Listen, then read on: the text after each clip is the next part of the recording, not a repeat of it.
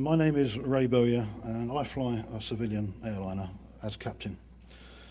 I've been invited here due to my sighting last April of multiple as yet unidentified objects over the Channel Islands region of the English Channel.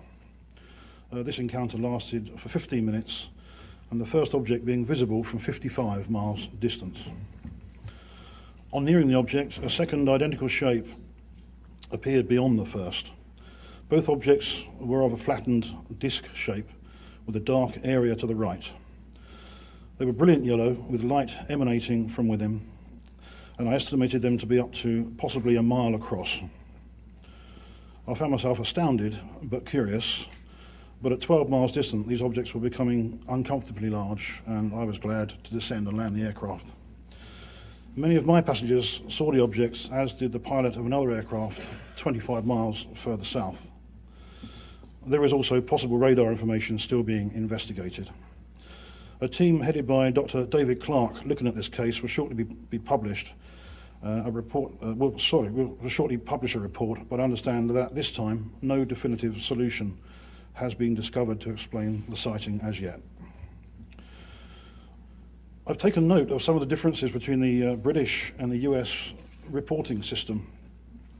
It appears that attitudes on opposite sides of the Atlantic are very different when it comes to the required reporting and recording of this type of event. Air law stipulates quite clearly that if an operating crew of an aircraft see another aircraft in a place that it shouldn't be, then at the earliest opportunity the whole scenario is to be reported to the relevant authorities. In my case, the British Civil Aviation Authority knew within 20 minutes of the sighting what was seen as described in the flight log and faxed directly to the relevant CAA office. The military were informed by Jersey Air Traffic Control at the same time. This is not an option. This is an obligation that crews react in this manner.